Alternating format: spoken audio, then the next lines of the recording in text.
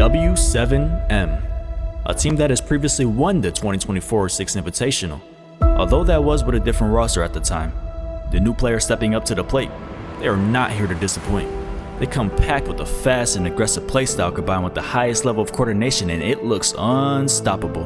The team standing right beside them, the widely known BDS. The team being able to win the Esports World Cup over the new W7M, and has shown time and time again as to why they are one of the best in the entire world. It's time for the Blast R6 Montreal Major.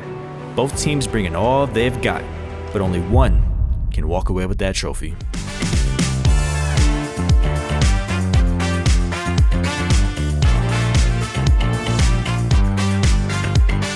And just like that, to kick the match off, W7M decide they want to defend the downstairs bomb site, kitchen, cooking, and servers. They decide to extend horizontally across the map.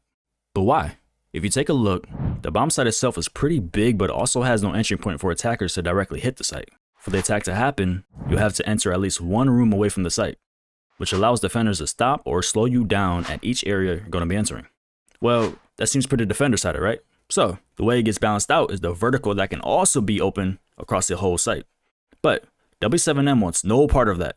They instead open up a lot of walls for deep angles that counter the vertical play that can be made, while also contesting the important areas around the site such as bakery, as well as VIP, to stop the attack and have full-on control. BDS came ready for such a setup by bringing the perfect operators to make entry into the contested areas. As they start their attack, W7M isn't the team to just sit back and wait. They like to get aggressive right in your face and look for any opportunity they can get to make themselves ahead of control and numbers in every round, in every game. BDS hoping to repeat that one. They've got that history. They know what W7M like to do, but it won't stop Logan from acquiring the opening pick onto Solotov. And just like that, they secure the first pick. Solotov gets caught off guard with the barricade wide open. This is starting to look pretty good for W7M. They are up in numbers, extending across the entire first floor, and in control of the round. But the question is, can they keep it up? The exact opposite start you want for your BDS. Shaiko clears the shield with a grenade, opening their chances for a bakery take. Shaiko also gets information that the bakery player is an Echo. All while they already know that Castle is a small big player as well. What can they do with this information? By the window, the Capitao shows his face for about a second. Logan manages to get away as now Volps is taking quite a beating. BDS struggled with time over on Clubhouse. Uses off to the races with Leaky Fact not too far removed. Dots with one pick. Shaiko's still got two Deathmark trackers to power these remaining players, and 40 seconds to do it. They might just have it. And the shield will run in. Shaiko eliminating Dots. Uses funneling all these kills to the remaining players. Uses found two. They know Warden isn't holding down bakery at all, or even near it to help out. That only makes flashbangs even stronger, as any of the bakery players can't do anything about being blinded by one. Also remember, W7M have the red host here for another way of supporting bakery and the site, which is enabled by the castle being positioned around Kochek. But when he ends up leaving to double up in bakery, as you can see, that opens up a pretty big gap in the defense. With nobody playing around red stairs or Kochek, Blitz has a free entry to jump through the small bake window, while Capitao holds his back, making sure nobody is able to flank and stop the play being made. At the same time this is happening, Flores at the bakery door flashes in, applying a perfect pinch to counter and punish the bakery players. Now, with 35 seconds on the clock and bakery control, BDS are in a great spot to complete their final execute. So they call for a reset, just to have enough time to think and point out exactly what they have to move forward, which is Shaiko having one more demo shot coming up. He reveals the last defender's position, and with the numbers advantage and exact information on where he is, there is only one way to end it. Case in hand for Brede. Dash very far removed. And now it's Dodez being watched by Shaiko. Down goes Dash. Dodez last man standing. He wins the engagement, but now toppled over by the shield. Brede gets the kill. Uses looked like he had it working, but teamwork makes the dream work. After taking a loss in the first round, W7M switch it up, going to the very popular top floor site, Cocktail and Bar. Here's where they set up a roamer on the second floor to deny quick entries into the building, as well as threatening flanks throughout the entire round. This site has many power positions and areas you need to contest, and bringing a mirror can only help that. Placing a mirror window in the bathroom allows them to hold down piano in an even stronger way. If they're able to keep a hold of this map control, it favors them in the long run, as getting a plant down on the attacker side is very difficult without having piano control. With the second one being placed in Capitao, it helps even more with taking gunfights on the site, and if any player even dares to drop the skylight. BDS are starting the round off piano side, opening the red as well as the new hatch and beginning to clear utility. They're looking to eventually drop these hatches to gain control of New Balk and CS to have just enough space to possibly get a plant down. Getting on the piano rappels is necessary to attack the top floor, as the angles you can get are really tough to handle as a defender, so they do just that. After droning Dash inside of a cigar shop, LeakyFact makes a quick decision to Ash charge the castle that provides that player cover, and Pre-Fire's attempting to get a pick on Dash, but he is long gone.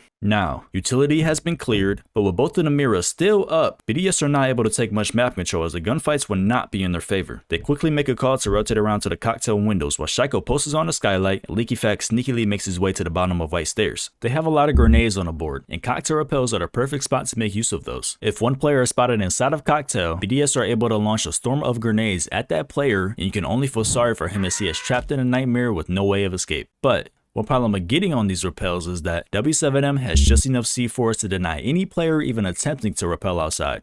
Watch this. Dash barely makes it past LeakyFact, but doing so opens up the perfect spot for him to turn into the Kobe Bryant of Siege. White stairs control.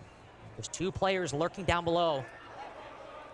Shaiko and Dash now doing battle, and oh my! I don't know if LeakyFact knew how close he came to certain death. It's just out. 30 seconds left on the clock, and there's still 10 players alive. Nitro Cell will collect Solitop. Uses dies at the hands of Dotas. Shaiko is now left alone in Cigar Shop. W7M are quick to spot this and coordinate a flank and swing from piano at the same time, giving them the better advantage to close out this round. Big opening now for W7M. Retake from above. Shaiko collapsed upon from two separate players. W7M's coordination looking mighty good at this point. Now it's LeakyFact dropped. Brede looking for a single kill. He finds one, but that window might as well have been a clown car. BDS are coming into this round looking to take things a little slower. Maybe not because they want to, but rather forced to, as W7M are set up with the Rooney, meaning they have to use grenades to burn. The Melusi and Castle, so a rush is temporarily slowed, and mirror windows that are very difficult to handle. BDS are going for a more direct take, with 4 plays posted on site and cigar windows, as well as having skylight pressure with IQ on the roof. To make entry into the building, Shaiko drops the red hatch. Dash hears this and calls for Dots to watch the rest stairs walk down, but LeakyFact is very aware he could be doing this, so he uses Shaiko as a distraction and opens the red window and finds Dots unprepared for the gunfight. BDS need to win this one if they want to force a map 5. W7M one away. Here's the entry point from Shaiko, playing his favorite operator, again attacking onto Cigar. How coincidental that on the map where they ultimately started to lose the major in Manchester, the other side would happen. They'd start to win the Montreal major after taking map 1. Replays drones are so useful in Siege. Here, Usis has one placed in pillar looking up to New Balk. This is where openings are made through gathering information on a drone. Dash has no idea Usis is on the hatch and gets caught off guard completely. Certainly, a bit better, but not completely well positioned yet. There's still somebody playing below New Balk, but there we go.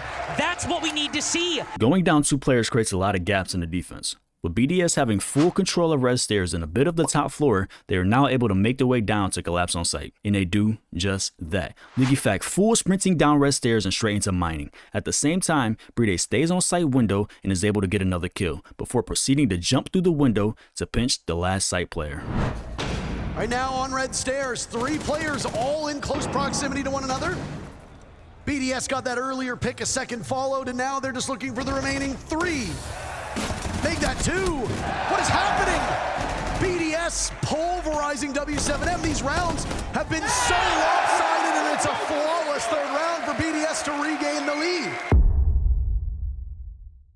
Coming into defending kitchen, W7M are set up similar to how they were previously. This time, they are extending vertically, looking to have control of the freezer hatch and more importantly take advantage of being able to stop and deny every possible plant from above. They look towards bringing 2 trap operators, Fenrir and Legion. With a heavy roam spread across multiple floors, trap operators are the best bet. If they need to know somebody walks to a doorway they aren't watching, trap. Possibly getting slow walked on, trap. Having this and mixing it with plenty of drone denial on the Mozzie and Mute, W7M are sure to have no worries when establishing a roam presence. While the rest of BDS are setting up for a default bakery take, LeakyFact has a possible play in mind. He spots Volps playing top floor as mute, and he wants to find an opening pick, so he hops right on the south rappel. But you see, Cafe is a map known to have many worries with getting on a rappel, as you could fall victim to a jump out at any given moment. This is the downside of getting on this rappel when you don't have a drone or at least a little assurance in either bottom white or bakery. Yuzu's that time on the blitz, with that blitz getting that double as they lined up for him. They're clearing the utility now. That castle barricade destroyed to provide a connection between Small Bake and Bakery itself. I'm almost curious though, what are BDS going to do to try to bring this back? Because as Loben just runs out white, again, they're getting set up for this play, but W7M are still feeling that confidence. BDS are once again looking to collapse on Bakery. But remember, W7M are extended vertically. They have the holes to deny the plant if BDS decide to go for one. So, with the numbers advantage, they give up on Bakery completely. All the while, similar to what we saw in round 1, BDS explode into Bakery with the blitz, quickly making the round even by taking gunfights and dropping it to a 3v3. Now, the main threat are the vertical holes directly above, but this is where things get a little interesting. Capitao is the only operator in the game with the ability to block vertical line of sight with the smokes that he has provided. That being said, Yusuf simply is able to do just that. BDS's checklist is looking good. They got rid of every defensive camera, the main threat above is now handled, and they're coordinating crossfires. BDS are set up perfectly to now be able to walk in and stick the plant. Or are they? The drone might be looking into the site, but Volps is just tucked around the corner of Small Bake. If he waits and bides his time and never gets droned, he can go for this retake Bakery, and Shaiko needs to be good on that coverage. Volps looking for an opening. BreeDe eliminating Dash. Volps off the bomb site. Loben. Right now, the last real line of defense is Volps now gets hounded on these red stairs. Flashed, pushed off of his position. Underneath that default, or underneath the bulletproof cam. In goes BreeDe. Now Volps wondering what could be had. A nice shot onto Shaiko. BreeDe also dropped. Somehow, some way, Loben was able to look through the smoke and take out the planter. Wow. Someone tell me how this is even possible, because I still don't even know. How did things go so badly for BDS? Volps bails them out. Where was the coverage on red stairs? It's about to get crazy. But before that, take a look at these operators. W7M brought along an Azami, which is a common ban on this map as she is perfect for controlling space against the many threatening angles this map holds. Teamed up with her is Amira, Castle, Wamai, and also a Pulse. But with the Pulse pick, we'll get back to that one in a second. They set up with the default extension to the top floor, not looking to give up anything free of charge. On the side of BDS, they want to create just the right amount of space on the third floor, as with the ramp pick, they can open up a mile length of vert straight down to the whole site. They begin on the roof with one player on skylight, one on the hatches, 2 on the piano rappels, but then the Grim being their 5th player, he's actually applying pressure on the cocktail side, which from here, he should be able to have great lines of sight to deploy his canisters. This is where the pulse from W7M comes into play. To remind you, Cafe is heavily known to consist of many jump outs and spawn peaks, and W7M being the aggressive team that they are, definitely want a little piece of that. Near the start of the round, Lotus opens up the heaven window, and Loben opens up the white window. This may seem pretty odd, but they do it for a reason. The idea is, if Post catches somebody on his scanner, Lotus and Loben are going to jump out of both windows at the same exact time to catch whoever is out there completely off guard. The only time we tend to see BDS get a huge numbers advantage, it leads to a 4-player or even a flawless round in terms of survival. So for BDS, if you are consistently doing battle with your adversary, LeakyFact gets taken out, but fortunately traded with his own claimer that he placed in preparation for a jump out. This is not good for BDS. No Grim applying back pressure and getting information through the bees makes it really hard to move forward. They decide to cancel out on the plan, only utilizing one of the ram drones thrown from the skylight. Now making their way down red stairs and also down to the mining window, they find a lone Volps trapped inside of trains. He gets everything thrown at him. Flashes, grenades, Deimos tracks, but there's no way the Montreal Major is slipping out of his hands. When the other 2 players go for that peek, there's somebody allowing him to retreat and making sure he can't get peeked from new. Everyone from BDS pushing this exact side right now. Volps being hunted down as Dash got 1 pick traded off by Solitov. That same frustration that W7 must feel. They'll try again as Volps still right now inside of Train. He's got to read through the hard wall. 1 creeping up over by Engine. Grenade goes out to move him out of this position. Volps plays this so smartly. Shaiko doesn't usually lose these duels. All the while, Dots and Dotes are still very much alive. Volps is just leading them down the primrose path. Breede next in line. Volps has been done some serious damage. It's a 1v1 scenario. Breede left on 9 HP and the clock is moving fast, which is definitely not in his favor. He moves around to take out the 90 camera, and doing so denies any information Dots to be given from his teammates and can only leave him guessing on which direction Breede is going to be popping up from. Who can clutch it up? Holding the diffuser, but hard pressed to imagine the case going down with the timer being what it's at. He had a brief opportunity onto Dots. The Type 89 has a great fire rate, and now the creep up. Breede has no time to peel off it. The first half is in the book for W7M 4-2. With the well-played first half, the sides have swapped. W7M are up 2 rounds and looking to keep it going into attack, and it happens quickly. Knowing red stairs is clear after droning, Volps makes entry with the ram through the red window and pacing like no other. This is crucial map control that is in sync with the rest of W7M, because if they make a move, they don't do a solo. Dots steps into Bakery and gets taken out by the only Bakery player uses, but traded instantly by Dodes. Let's not miss when Loben hops into Small Bake and is ready to support both Bakery and red stairs if needed. But that's only 4 players. Where's their 5th? He's on the roof. All while this is happening, Dash is completely hurdling his way through the map by dropping Skylight, then right into Pillar, before making his way down brown stairs to take out the VIP player, not expecting anybody to flank with all the other gunfights happening. Soltov attempts to get a trade, but Dash is also able to take him out. Wow. Now for the remainder of this map, they're going to be on attack. And what can they muster? Adrenal Surge goes off alongside Logic Bomb. Dots punished by Usus. Usus then traded out immediately by Dodes. Yet again, W7M refusing to allow BDS to have an advantage. Breede's now been picked off by Dash. Shaiko locked inside a code check. It's a 4v2, and W7M are in great positions to end the round. But you can never, ever count Shaiko out. Flashed out of his position. Solitov down for the count at the hands of Dash. Shaiko gets one before he runs away. Now over towards Whiskey. Connects with a second. Looking for a third long range. Shaiko with crazy gun skills able to even out the man count. The 2 players that took Bakery also have the space to attempt to plant. Can they get it?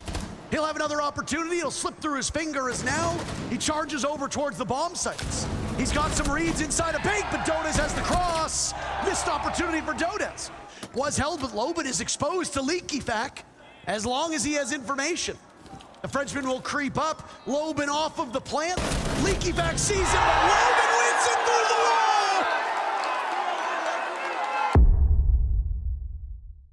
Just one more round can be the way BDS go down in the Montreal Major. They set up with the horizontal extension across the bottom floor. We've seen a direct take happen in the previous rounds, but W7M choose to ignore it entirely and find the 2nd and 3rd floor clear and free to be taken. The plan is for Osa to drop the freezer hatch to get a plant down, but there's multiple steps before they can make that happen. The shield Breede is using to support his VIP hold where he can see the hatch drop is a big threat. Well, not anymore. W7M start making all the vert into the important positions BDS could be playing, and they are now set up to make their final execute onto site. Dots drops the hatch, Volps and Dash cover him through the vert holes, and Dodes also supports from bottom white. It is a beautiful attack from W7M. This will be a freezer drop, with the Osa holding on to those shields to try and grant an opening for the diffuser to go down. The freezer drop comes in. Dots absorbing an awful lot of damage. He'll set things up and he'll have to pull out a goo mine before the job of getting the case down can be done. Loben defending against it. The first domino for BDS. EFAC dies. Breede goes as well. BDS have lost Shaiko and Usus.